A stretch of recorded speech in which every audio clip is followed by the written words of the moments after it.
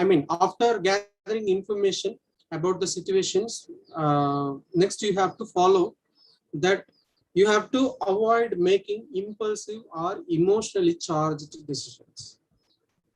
See, most of the time we fail here only, right? When we go for, I mean, when we take decisions or do some actions impulsively or when we are in emotionally charged.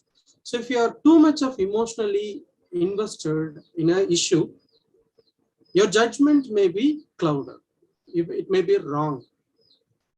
So you must avoid acting impulsively and instead use careful rational thinking.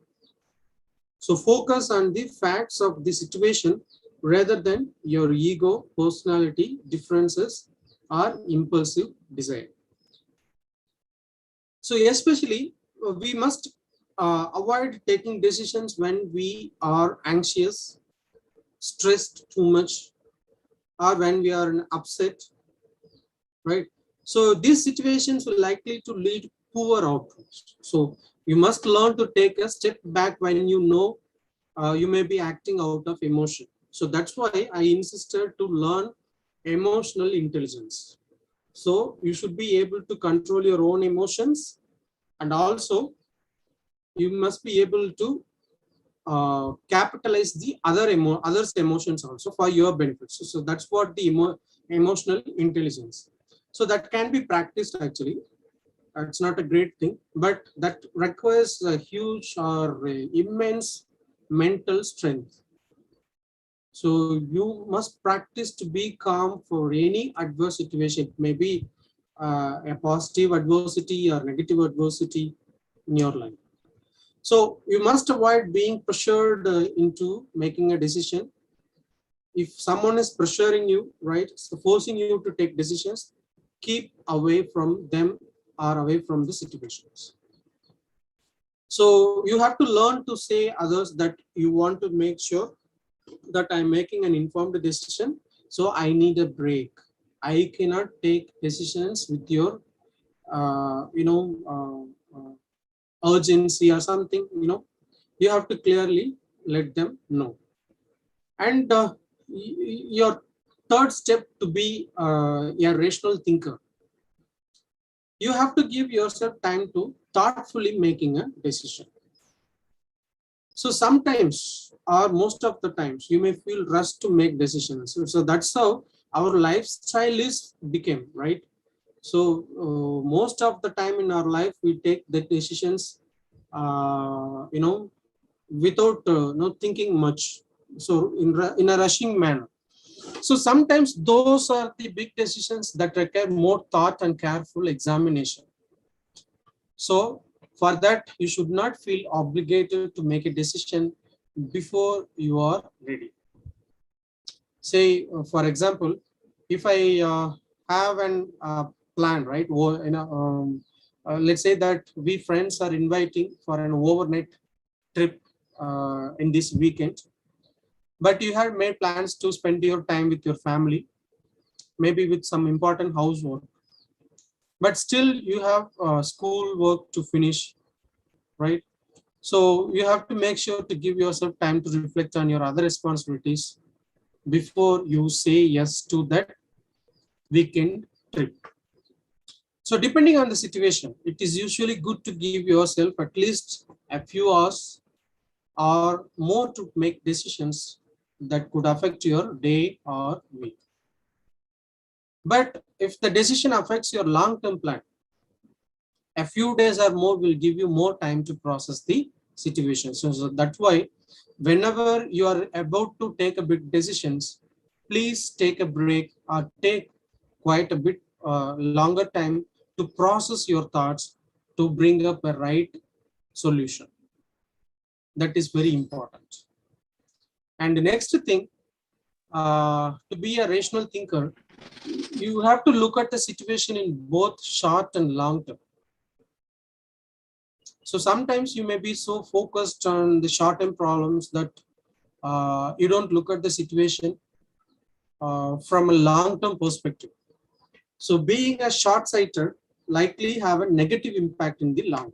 So that's why the Akshata took the test, right? She used to have that decision making ability to as a and self-centric person or eccentric kind of a person. She don't look at the long-term reactions or long-term the results that is going to affect. So that's why I told her, you may be regretting because of your this behavior. You have to consider other alternatives, and you have to consider the situation or the entire atmosphere before taking a decision. So for example, if someone is giving you money, say for your father is giving you some money to spend, right? So you want to go out and have fun with your friends, but at the same time you want, you are dreaming about buying a car in future, right? So you think about how much fun it would be to a party and go to a concert, but later you will definitely realize that you couldn't afford to party which that weekend and save the same time for your dream car. So this is how we take decisions without considering the long term and short term situations. So you have to consider the possible risk of failing to think long term. So you may not be able to afford a car when you need one, but you may be faced with unexpected expenses and not have the money to pay for them. So that's how your long-term goals can be achieved. A small decision you make can definitely affect or impact your long-term goal most of the time or all the time.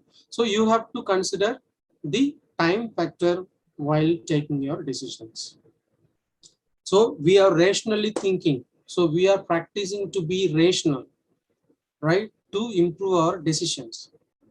And next stage for improving your decision making is evaluating your options, right? So you have to weigh the cost and benefits of the situation. Earlier we talked about the risk and reward situation, right? So for every decisions that you make, right, whether you are buying an item at a store or planning your career or making life decisions, you have to it is very important to assess the cost and benefits of each decisions you make in your life. So by weighing the pros and cons of the situation, right, you are likely to control the situation. So right, so you are thinking in the each corner of the problem, right? So you have a complete control over your decisions, so you'll come up with the good solutions. So you should see that how your decisions making, I mean, decisions may impact you financially, professionally, emotionally, or physically. Say, for example, you are habitually buying clothes for yourself, right? Like to shop regularly for new clothes because you feel that it is good for you. But your weekly shopping trips are costing you third of your income, maybe one third of your income. So look at the financial cost and the personal benefits of regular shopping trips for a new cloth. So that is very important. Okay. And for big decisions, you may want to write down. Sometimes we used to uh,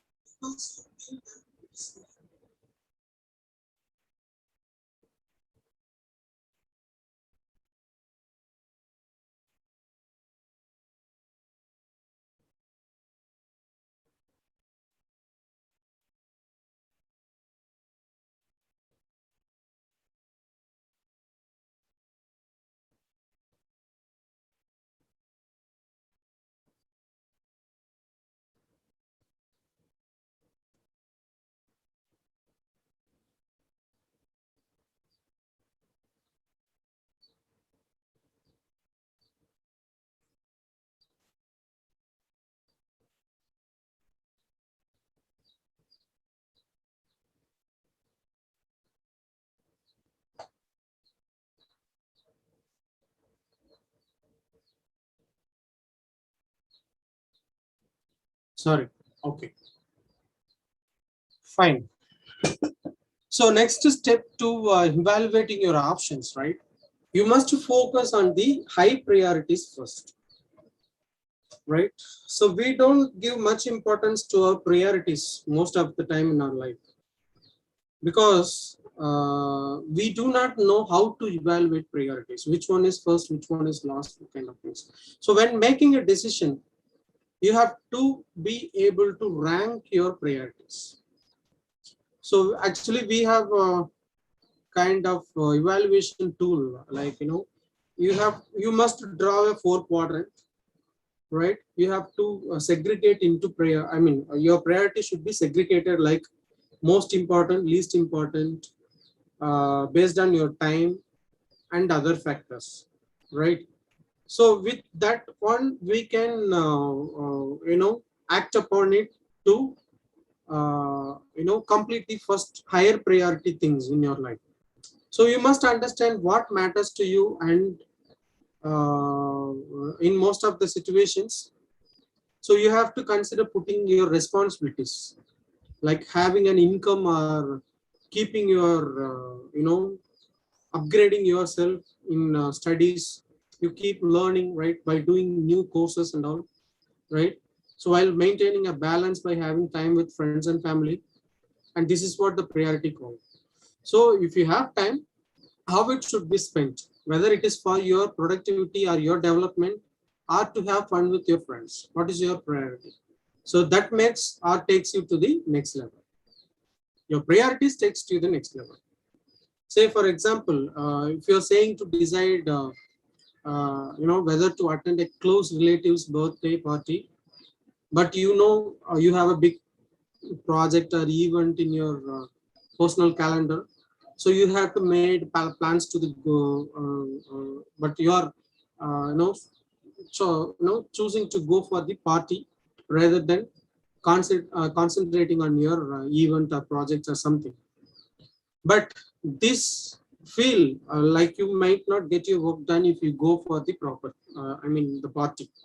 So that's how we make wrong decisions in our life, because lack of assessing the priorities.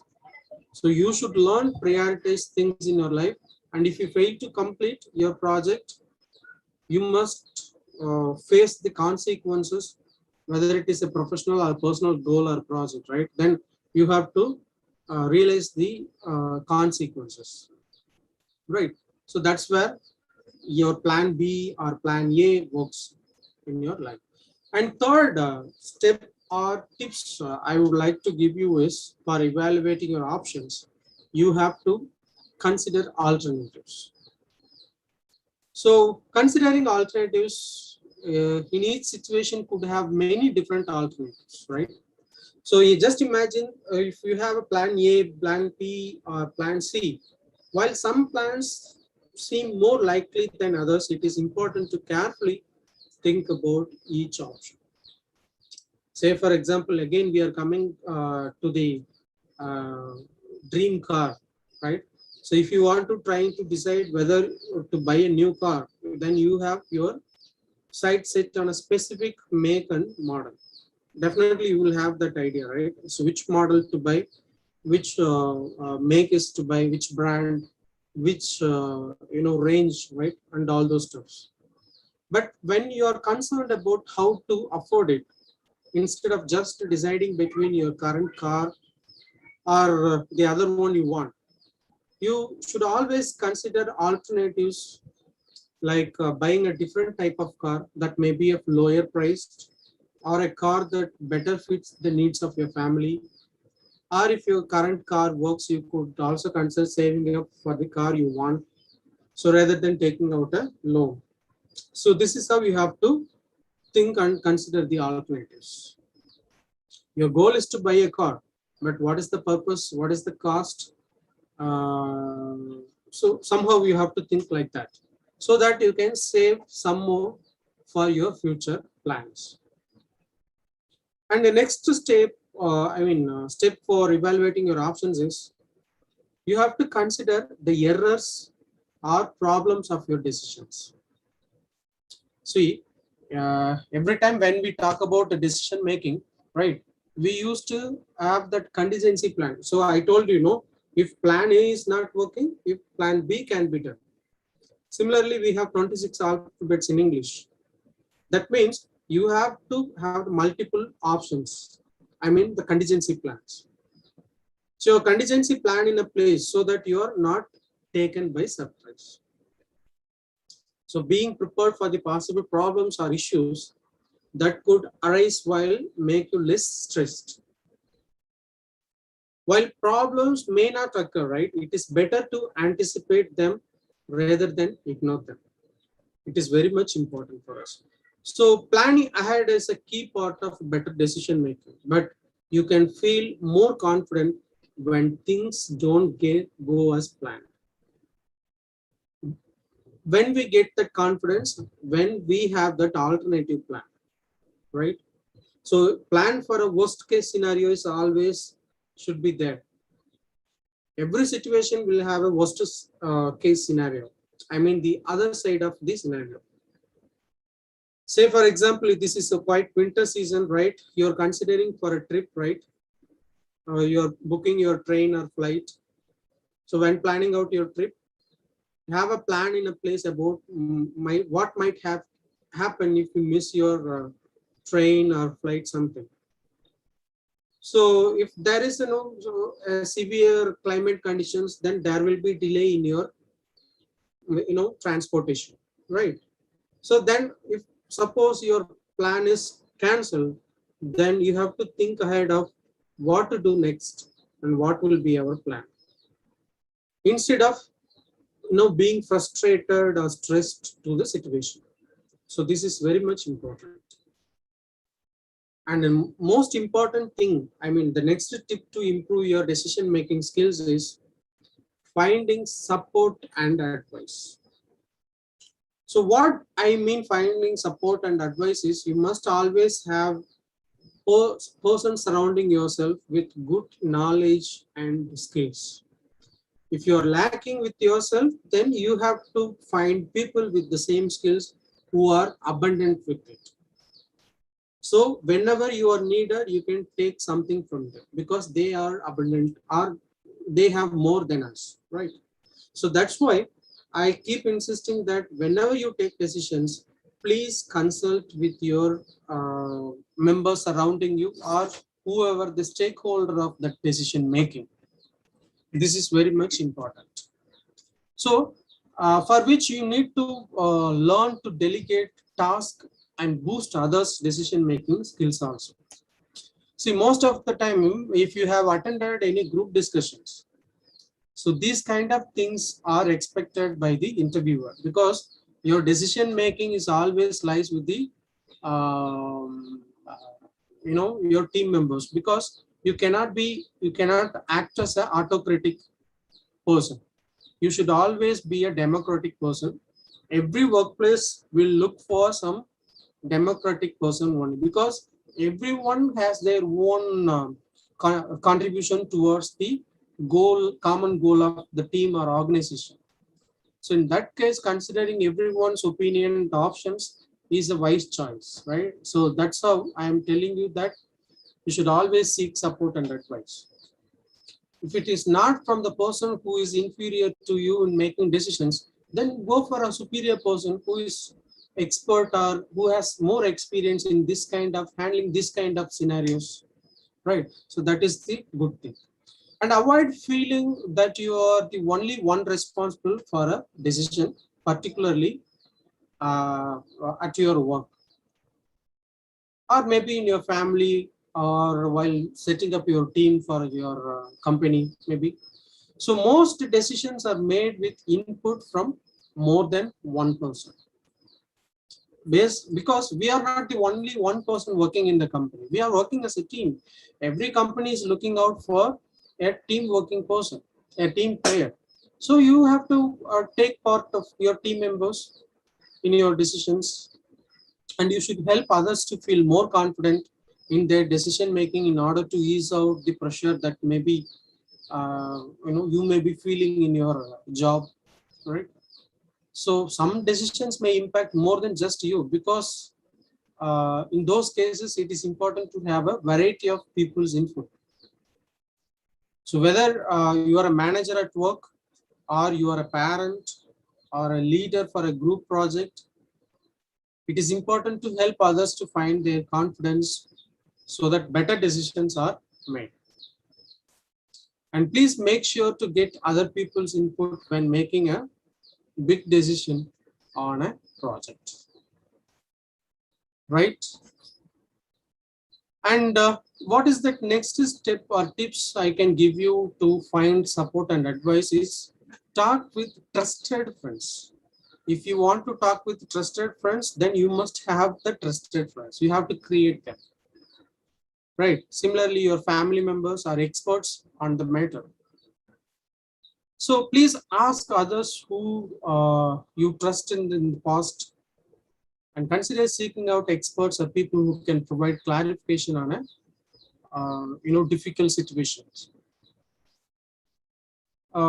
And try to avoid overlooking the wisdom of others who have been through similar situations or maybe clear-headed in their thinking process. So depending on the decision you are making, it may be necessary to seek support or experts advice, particularly if you are making any financial decisions that is very major in your life, or sometimes you're in your medical issues, right? When you take decisions on your health problems, and particularly in your legal matters, right? Please find professionals who can give you an unbiased opinion on the situation. So that is very important. So those who help in that way will be very much, helpful for you to take decisions. And next thing is distance yourself from the situation if needed. I told in the earlier discussion. So whenever you want to, you want some break or distance, you want to distract yourself some with your too much of loaded information to your mind, right? If you're if you're feeling that you're overwhelmed or you're burdened so much, right, to take decisions at hand, right? So find ways to distance yourself. So especially when you are emotionally charged, I told you, right? So it is important that you take care of your mind and body, particularly while in a stressful situations. So go and get some rest. Consider taking a day off, maybe from your work, or at least a break for an hour from your work, right? And find a place where you can clear your thoughts and feel comfortable, right? And also you can consider do an activity that enjoy, that helps to distract you from the challenges ahead. Especially you can go to exercises, like you can go for gymnasium, and you can watch movies, read a books, or sometimes you can hang out with friends who are not related to your problem, and do something to relax yourself and come back to the issue after a brief break. So you can see if your mind is clear or not. So by supporting yourself, both mind and body, you will feel more prepared to face tough decisions in your life. Okay.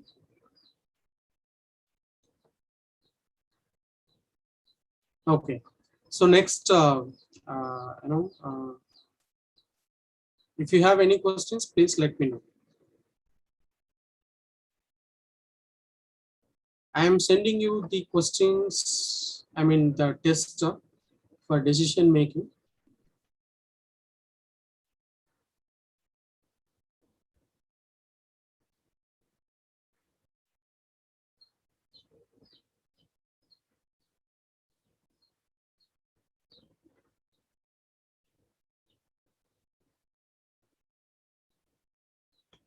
Guys, any questions?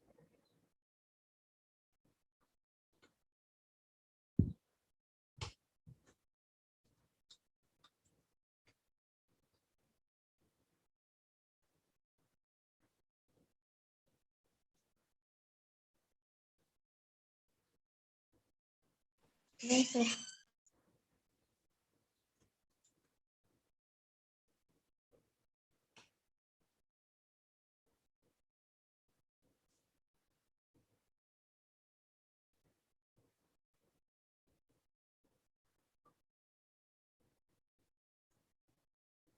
So I'm giving the link for tester. So later you can find yourself how good are you in decision making by taking this test.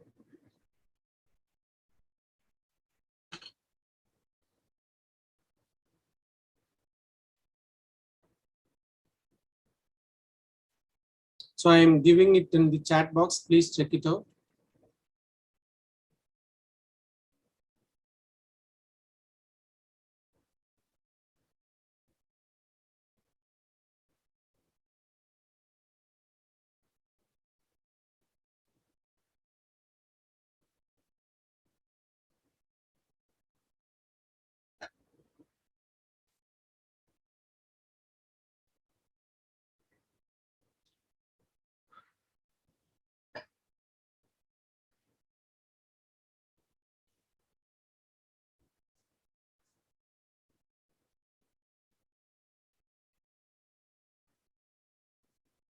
Guys, if you have any questions related to this topic or something related to your soft skills, please let me know.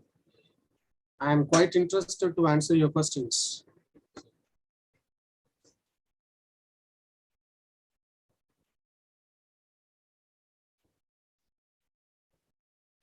Uh, yeah, I'll send you some, some compilation of, the decision making and the related stuffs, right? I'll send it to you later. So that will be quite interesting for you to, learn such things, right?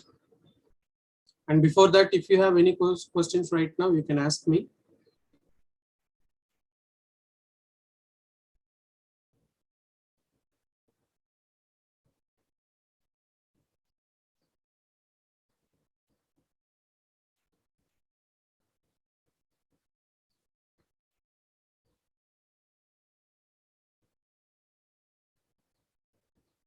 Guys, and I have a question. Will you be available for tomorrow for Sunday's session? It is not a compulsory one. If you are willing, I am also considering to take up some of the sessions, right? I'm just asking you. Otherwise, we go for the next session on next Saturday. So that's why I'm telling you.